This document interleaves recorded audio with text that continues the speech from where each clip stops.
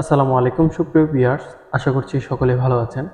Technical Robin YouTube চ্যানেলে আপনাদের স্বাগতম। নিয়ে এলাম আপনাদের জন্য একটি খুবই গুরুত্বপূর্ণ এবং ইন্টারেস্টিং একটি ভিডিও। আজকের ভিডিওতে আমি আপনাদের দেখাবো কিভাবে আপনারা ফটোশপে আপনাদের সিগনেচার লোগোটি পিএনজি তৈরি করতে পারবেন এবং সেই পিএনজিটি আপনারা কিভাবে অন্য একটি ফাইলে ব্যবহার করবেন।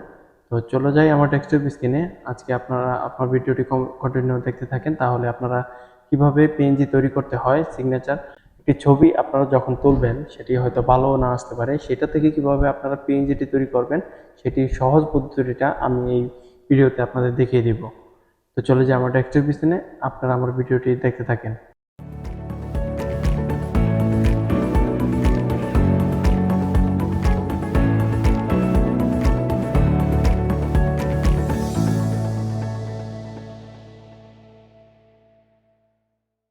Welcome back to my desktop screen. এখান থেকে দেখেন আমি একটা পিএনজি অর্থাৎ একটি ছবি নিয়ে আসলাম। এই ছবিটি আমি ড্র্যাগ করে নিয়ে যাব ফটোশপে। তো এখান থেকে ফটোশপে এনে আমি এটাকে ছেড়ে দেব। এই ছবিটি এখানে ফটোশপে ওপেন হয়ে গেল।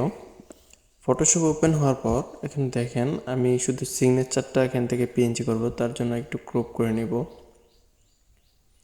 তো এখান থেকে আমি ক্রপ টুলটি ইউজ করে এখান থেকে ক্রপ করে নিচ্ছি।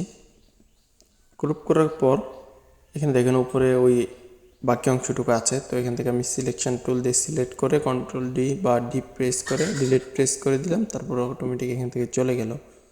তো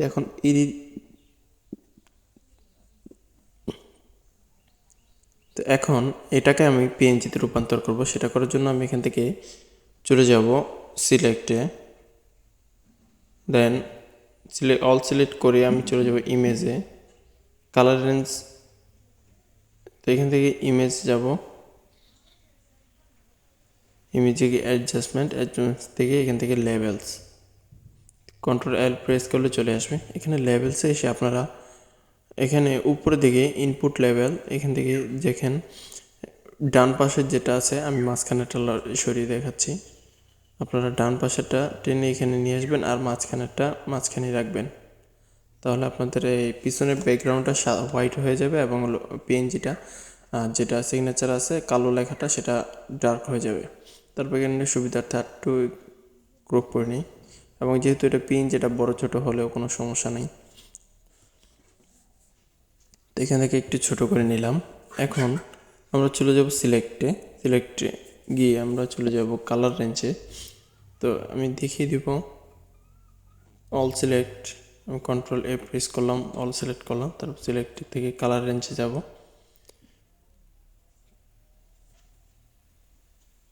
কালার রেঞ্জে এসে আপনারা হোয়াইট কালারটি সিলেক্ট করবেন এবং এখান থেকে ইনভার্টসে ক্লিক করে দিবেন।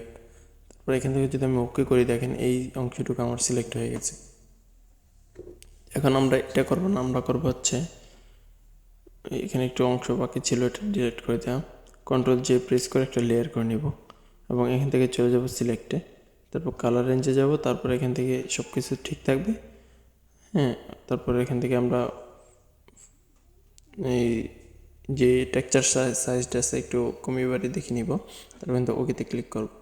ওকেতে ক্লিক করার পর এখান থেকে আমরা নিচের বাটনটিতে ক্লিক করব, তারপর এখান থেকে সলিড কালারে ক্লিক করব। এখানে সলিড কালারটা আমার উপরে আছে, তো আমি এখান থেকে সলিড কালারে ক্লিক করবো এবং ডার্ক একটা কালার দিয়ে দিব। তারপর এখান থেকে ওকে বাটনে ক্লিক করে দিব, তারপর নিচের লেয়ারগুলোকে আমি ডিলিট করে দিব।